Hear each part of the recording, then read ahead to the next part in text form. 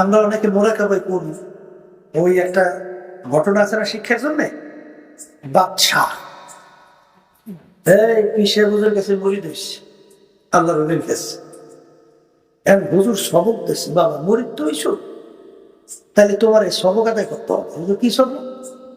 পরে দৈনিক সকাল সন্ধ্যায় বসে বসে 100 বার মৌতের জিকির করবা। কি জিকির? এখন ওই আল্লাহর বান্দা হুজুরের কথা সম্মান রক্ষার জন্য স্বর্ণ দিয়ে তো গোটা তৈরি করছে, বাসা মানুষ না। এখন সকাল সন্ধ্যায় বসে বসে জিকির করে মৌ মৌ মৌ মৌ কয়বার? 100 বার। আবার সন্ধ্যা সময় কয়বার? 100 বার। তাহলে জিকির টিকির করার পরে কোনো পরিবর্তন নেই। হুজুরের কাছে কাছে শুকরিয়া আদায় করতেছি মহান রব্বুল আলামিনের দরবারে। রব্বুল আলামিন ফিতনা ফাসাদের যুগে দুনিয়ার সমস্ত কাজ থেকে বিরত রেখে উলামায়ে কেরামদের মজলিস, জাকিরিন শাকিরিন সাদিকিন, অনেক আল্লাহর খাস বান্দারা এই মজলিসের মধ্যে আছে, যাদের সঙ্গে রব্বুল আলামিন আমাদের জীবনের একটা সময় কাটাবার সুযোগ করে দিচ্ছেন। শুকরিয়া তার সবাই বলে আলহামদুলিল্লাহ। লাইন শাকারতুম লাযিদান্নাকুম ওয়া লাইন কাফারতুম ইন্না আযাবি লাশাদীদ। আল্লাহ রাব্বুল আলামিন বলেন, হে আমার বান্দা বান্দীরা, আমার পক্ষ থেকে নেয়ামত যদি পাও, নেয়ামতের শুকরিয়া আদায় করো।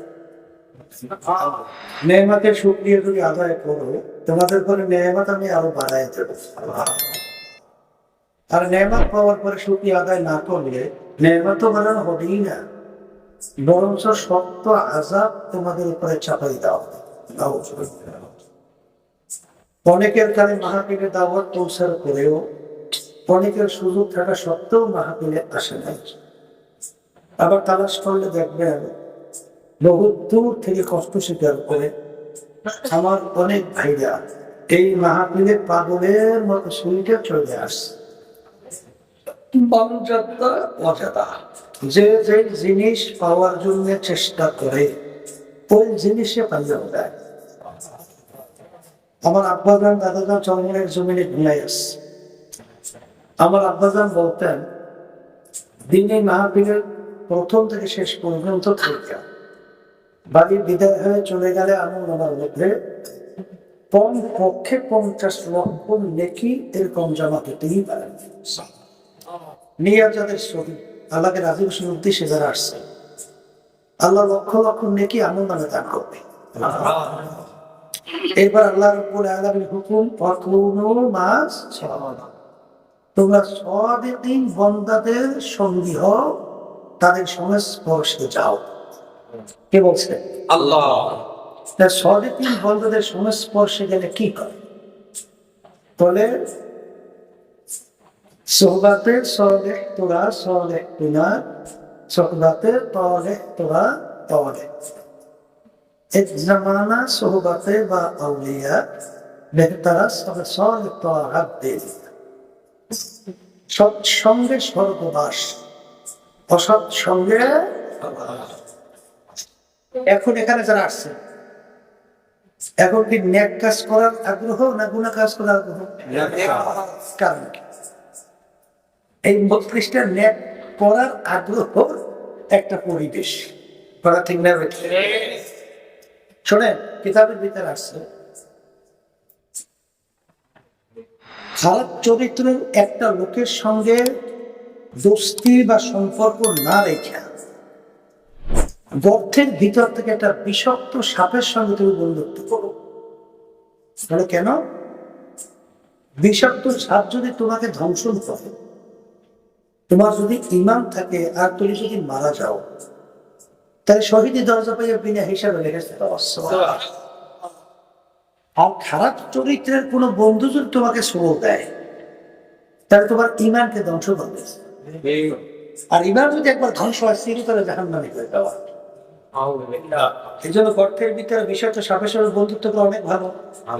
এই জন্য আমার ভাইদেরকে বলবো, আজকে অনেকে বলতেছে হুজুর বিবাহ শেখা ছাড়তে পারে, হুজুর আমল করতে ভালো লাগে না, আমল করতে আপনি ভালো লাগবে কেমনে, গিবত সেটা ছাড়তে পারবেন কেমনে? শোনেন, হাদিসের ভিতরে যার ভিতরে আল্লাহর ভয় করতে হবে, তার গুনাহগুলো আমল নামা থেকে এইভাবে ঝরবে যেরকম গাছের পাতা যদি শুকিয়ে যায়, গাছ ধরে ঝাঁকা দিলে যেরকম পাতাগুলো ঝরঝর করে পড়ে যায়, তার আমল নামা থেকে গুনাহগুলো এইভাবে ঝরঝর করে পড়ে যায়। আল্লাহর ভয় যার ভিতরে পয়দা হবে, আল্লাহ রাব্বুল আলামিন বলে ইন্না আকরামাকুম ইনদাল্লাহি আতকাকুম, যার ভিতরে আমার ভয় পয়দা হবে সেই হলো আমার কাছে সম্মান। আর এই আল্লাহর ভয় পয়দা করার জন্য এই যে তরিকা শোনে সরমনাই, এই সরমনাই তরিকার নাম হলো সিসকিয়া সাবিরিয়া তরিকা। এরকম তরিকা মানে রাস্তা পদ্ধতি চলার পথ। অনেক তরিকা আছে হক্কানি সহি, কথা ঠিক না বেঠিক? এর ভিতরে একটা সহি তরিকা সরমনাই।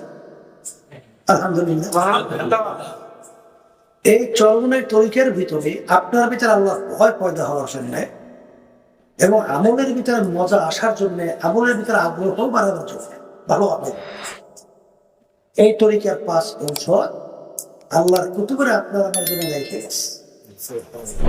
আমার দাদা চ্যালেঞ্জ করে বলতেন, আব্বাজানের মুখে শুনছি, তোমরা যদি ঠিক মতো 5 ঔষধ পালন করতে পারো, আল্লাহ রহমতের উপরে ভরসা করে বলতে পারি শয়তান এবং নফস আল্লাহ ফজল করবে, তোমাদেরকে গুনার কাজের কাছেও নিতে পারবে না। লক্ষ লক্ষ মানুষ এই ঔষধ পরীক্ষা করে দেখছে, কেউ ঠকে নাই। কথা ঠকছে? এখন রোগ হয়েছে কলমের, ঔষধ পালন করবেন না, রোগ ভালো হইবে কেমনি? ভালো হয়?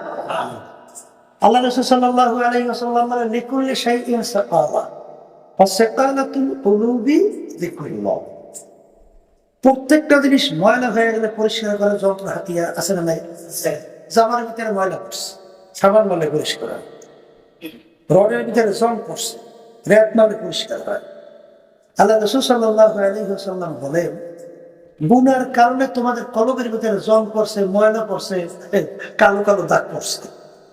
কালো কালো দাগ পড়তে পড়তে এক পর্যায়ে কলবটা বেরেঙ্গা কলমে পড়ে গেল। আল্লাহ রাসূল সাল্লাল্লাহু আলাইহি ওয়াসাল্লাম বলছে এই কলবের জং ময়লা পরিষ্কার করার জন্য তোমার অস্ত্র হাতিয়ার দিবে আল্লাহর জিকির। কার জিকির? এখন আল্লাহর জিকির করবেন না, ও কলব পরিষ্কার দিবেন, ঔষধ মানবেন না, রোগ ভালো হয়?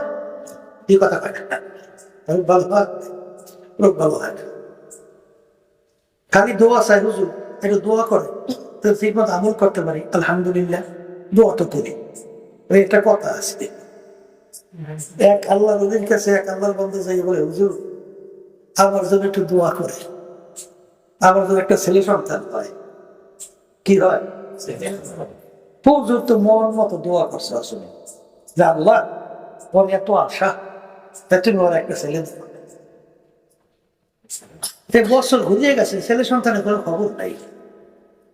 এমন আসে বলতে সুযোগ কি দোয়া চাইলে আমার কি দোয়া করবে, কই কোন সন্তান মন্তান তো হয় নাই। বাবা দোয়া তো ঠিক মতোই করছি, ব্যাপার কি? আচ্ছা বলো তো তুমি বিয়ে করছো, বিবাহ করছো? বলো যে বিবাহ তো করো, কত ওরে বোকা, বিবাহ না করলে সন্তান তার থেকে। তাই খালি দোয়া চাই হুজুর, মাশাআল্লাহ দোয়া তো করবো, দোয়ার কাজ করা লাগবে না? দোয়া কাজে লাগার জন্য ঔষধ পালন করা লাগবে না? তাহলে দোয়া কাজে লাগে? এই খালি দোয়া করলেই হবে না, রশি বাঁধতে দোয়া করতে হবে। কথা না, রশি বাঁধতে বোঝেন না, পশু ছাড়িয়ে দিচ্ছেন গরু, দোয়া কেন? পৌঁছানো কোনো ফসল না খায়, ওগুলোর কোনো ফসল না পড়ে, এই দোয়ায় কাজ হয়। রশি বাঁধতে গরু, তারপর আল্লাহ কাছে তাও মালিক আমার চেষ্টা আমি শেষ করছি, এখন তুমি হেফাজত করিও। ঔষধ পালন করলে আল্লাহর রহমতে দেখবে দিনের দিন দেড় নাকির দিকে ঝোঁকবে, গুনার থেকে ফিরবে। আল্লাহর ভয় ভিতরে পয়দা হবে। এই জন্য দেখবেন এই তরিকার যে 5 ঔষধ আছে, এর ভিতরে একটা ঔষধ কি সকাল সন্ধ্যা আল্লাহর জিকির করা। কথা ঠিক কিনা? তাই জিকির আগে নিয়ম কি করে? তাহলে মোরাকাবা করো। কি করতে পারে? মোরাকাবা মানে চিন্তা। কি চিন্তা করবে? মৌতে কুল্লু নাফসি আল্লাহ রাব্বুল আলামিন বলে প্রত্যেকটা জানদার যার রূহ আছে তার একদিন না একদিন মৌতের শরাব পান করা।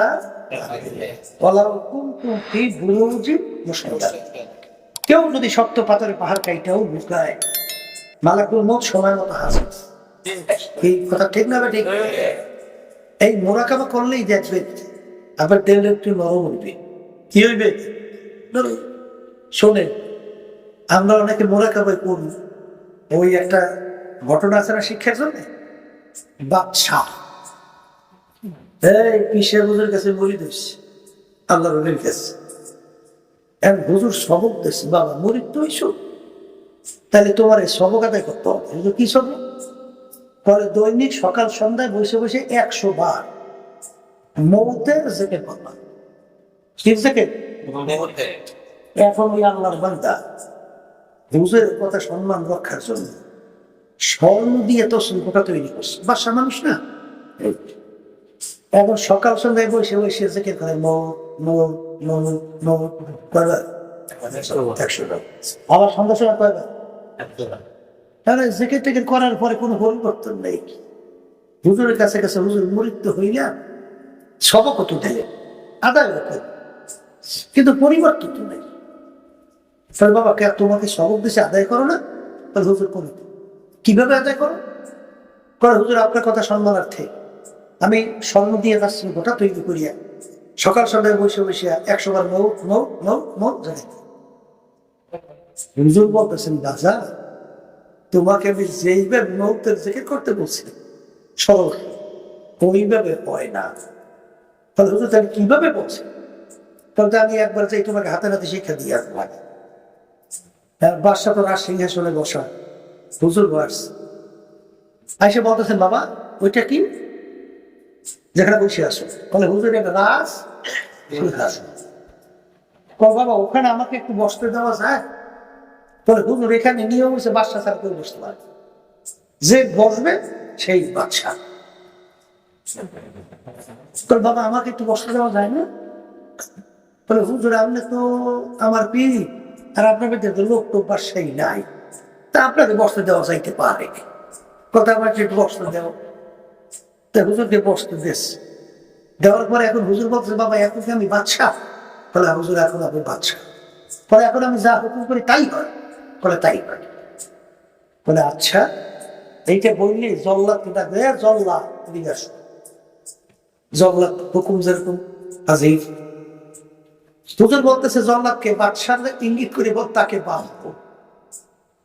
বান্ধব কতল করতে হবে। কি করতে হবে? যেই হুকুম তাই বান্ধে ফেলাইছে কতল করার জন্য। যেই বাঁধছে বাদশার ভিতরে থর থর করে কম্পন শুরু হয়ে বেউস হয়ে গেছে। কি হয়ে গেছে? এখন হুজুর বলতেছেন হে জল্লাদ আমি কতলের হুকুম উঠাই দেব, তার কানে কানে বলো যে আপনার উপর থেকে কতলের হুকুম উঠে নেওয়া হয়েছে, আপনাকে কতল করা হবে না। অনেক সময় বলার পরে সে এখনো আসেনি। অনেক সময় পরে বলে কি বলতেছ? বলে আপনাকে কতল করা হবে না, কতলের হুকুম উঠে নেওয়া হয়েছে। তো অনেক পর হুঁশ হয়ে বসছে, এখনো থরথরানি কাঁপছে হয় নাই। বাদশাহ বলতেছে বাবা ব্যাপার কি? আপনি এরকম হঠাৎ থরথর করে কাঁপতে কাঁপতে বেহুশ হয়ে গেলেন কেন? বলে হুজুর আমি তো বাদশাহ, আমি তো আইন জানি। যখন আপনি বলছেন জল্লাদকে বান্ধব কতল করতে হবে তখন আমার অ্যাক্টিং হয়ে গেছে আমি দুনিয়াতে নাই। তাই যখন দুনিয়াতে নাই এরপরে কি হয়েছে হুজুর বলতেন কেন?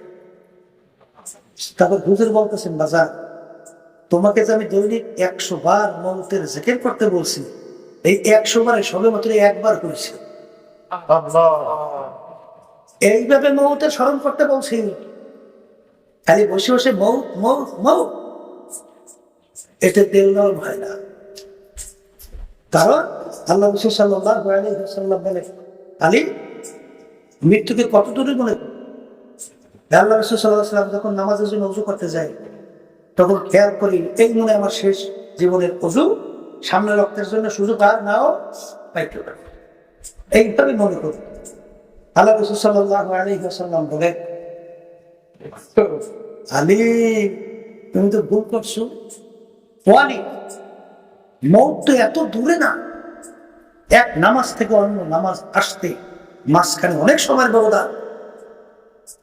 তুমি এইভাবে খেয়াল করো, নামাজের ডানে সালাম ফিরেছো, বাম দিকে ফিরাইতে পারো কি?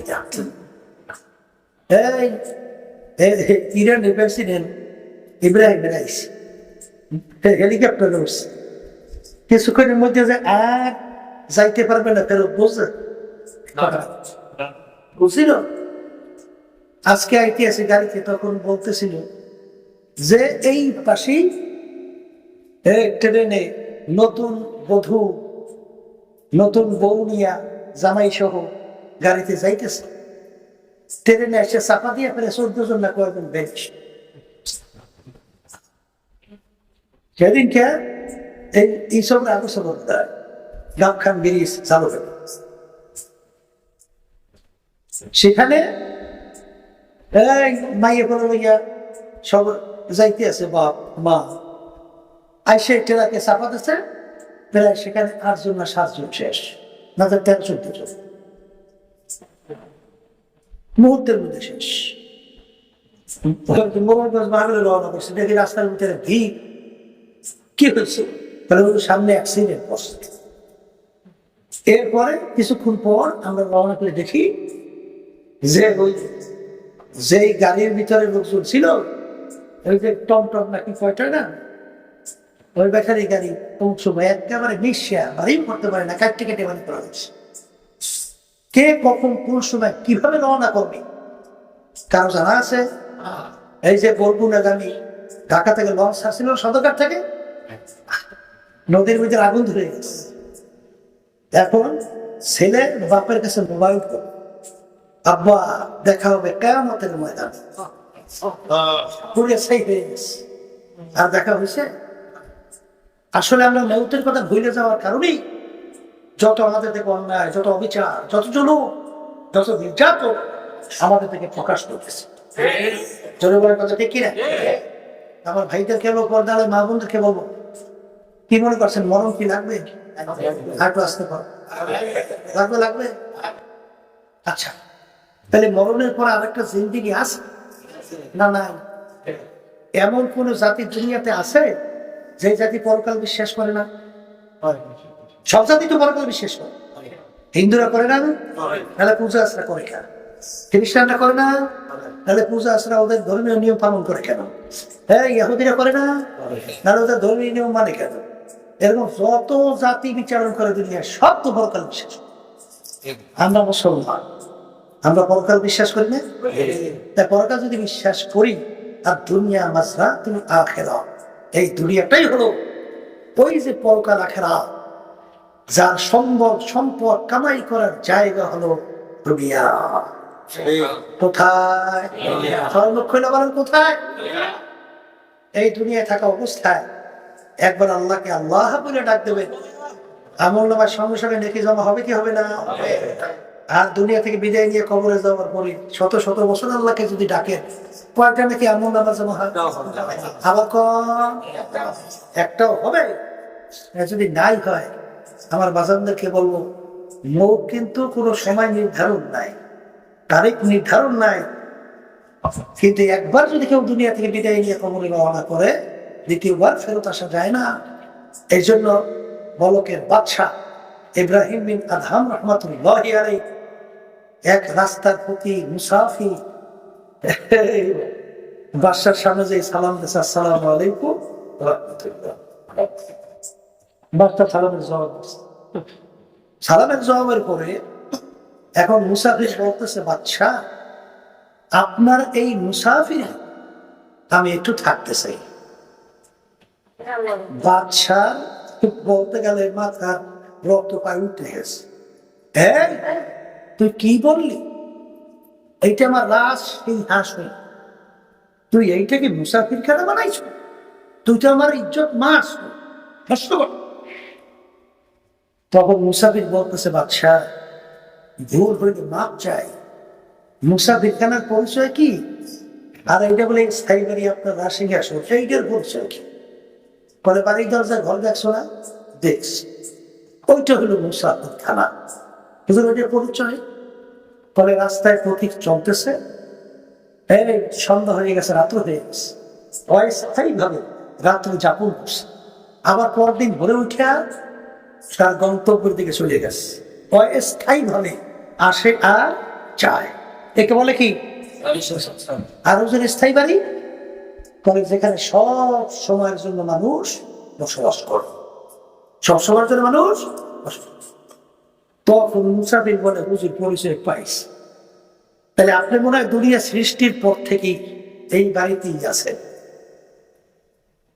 বাদশাহ বলতেছে, এ বোকা, বলিস হ্যাঁ, দুনিয়া সৃষ্টির পর থেকে আমি আসি মানে? আমার আগে ছিল আমার আব্বা। বলে, হুজুর আপনার আব্বা কোথায়? বলে, সে তো কবর শুনছে। বলে, হুজুর সে আসবে না? বলবে, পাগল মুসাফির, একবার দুনিয়া থেকে মানুষ বিদায় নিয়ে কবরে গেলে আর কোনোদিন উঠছে না। বলে, হুজুর আপনার আব্বার আগে দাদা, সে কোথায়? সেও কবরে। বলে, সেও কি আসবে না? না, সেও আর। তখন বলতেছে, বাদশাহ আপনি মনে হয় চিরজীবন থাকবেন।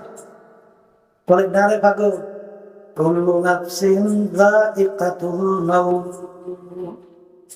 মানুষ মরণশীল, আমি একদিন দুনিয়া থেকে বিদায় নিয়ে কবরে যাব। বলে, আপনি আর আসতে পারবেন না? না। তখন মুসাফির ডাক দিয়ে বলে, বাদশাহ আপনি আমাকে বলছেন বোকা, আসলে বড় বোকা তো আপনি। ফলে তাকাবো, হে বাদশাহ, আপনার বাড়ির দরজায় মুসাফির খানা একবার মানুষ আইসা থাকলে চলে যাওয়ার আবার এসে ইচ্ছা করলে থাকতে পারে, কিন্তু আপনার এই মুসাফির খানা থেকে যদি একবার কেউ বের হয়ে যায় আর কোনদিন আসে না। মুসাফির হাম এহা সব হ্যায়, কবর আখের ঠিকানা। মুসাফির হাম এহা সব হ্যায়, কবর আখের ঠিকানা। कोई आगे रवाना है, कोई पीछे रवाना। বলার সঙ্গে সঙ্গে বাদশার চিন্তার পরিবর্তন ঘটে গেল। আমি এই বাদশাহী দিয়ে কি করব? আমি এই সম্পদ দিয়ে আমি কি করব? আমি এই সম্মান দিয়া কি করব? আমি এই রাজসিংহাসন দিয়া কি করব? এ তো দেখতে না দেখতে শেষ হইয়া গেল। এই চিন্তা করার পরে বাদশাহ ইব্রাহিম বিন আদহাম রাহমাতুল্লাহ আলাইহি স্থায়ী আখিরাতের জিন্দেগি কামাই করার জন্য এমন ভাবে রাস্তায় নাইমা হক্কানি আলেমের কাছে গেল। যাওয়ার পরে তার কথা অনুযায়ী চলতে যাই এক পর্যায়ে নদীর কিনারায় বসে ছেঁড়া খাতা সেলায়। মন্ত্রী রাস্তার পাশ দিয়ে যায়।